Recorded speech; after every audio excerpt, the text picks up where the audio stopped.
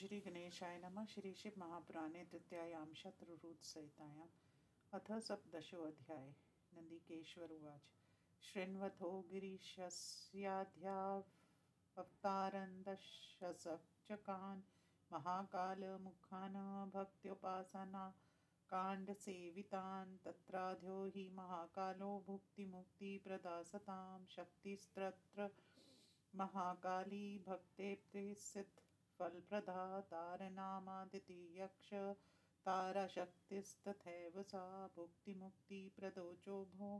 स्वसेवक सुखप्रदो भुवनेशो हि बालाः स तृतीये परिकीर्तिता भुवनेशी शिवा तत्र बालाः वा सुखदा सतां श्रीविदेश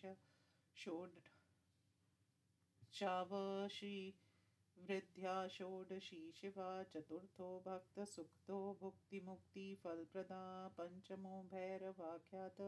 सर्वदा भक्तकामदा भैरवी गिरिजा तत्र सदुपासक कामदा छिन्मस्तकनामासो शिवा षष्ठ प्रकीर्तिता भक्तकामप्रदा चैव गिरिजा छिन्मस्तका धूमवान सप्तम शंभु सर्वकामफलप्रदा धूमावती शिवा तत्र सदुपासक कामदा शिवावतारा सुखदो हाष्टमो बगलामुखा शक्तिस्तत्र महानंदा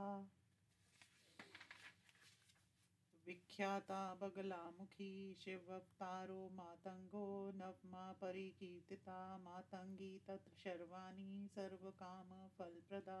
दशमा कमला शंभुर्भुक्तिमुक्तिफलप्रदा कमला गिरिजा तत्र स्वभक्तपरिपालिनी अतेदशमिता शैवावतारा सुखप्रदा भुक्तिमुक्तिप्रदा शैव भक्तानां सर्वदा सताम् अतेदशावतारा हि शङ्करस्य महात्मना नानासुखप्रदा नित्यं सेवतां निर्विकारता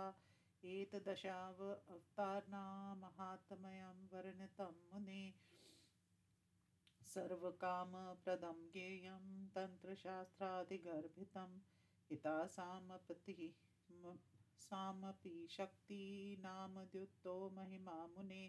सर्वकामप्रदो ज्ञेयस्तन्त्रशास्त्रादिगर्भित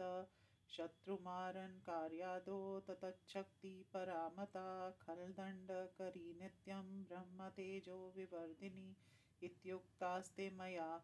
ब्रह्मानवतारा महेशितु सशक्तिका दशमिता महाकालमुखाशुभा शैव पर्वेषु सर्वेषु योधीते भक्तितत्परा एतदाख्यानममलं सोति शम्भुप्रिया भवेत्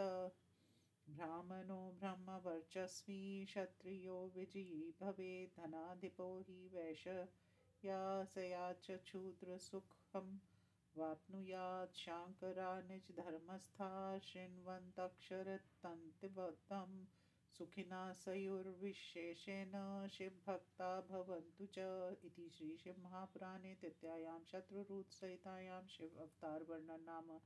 सप्तदशोऽध्यायः।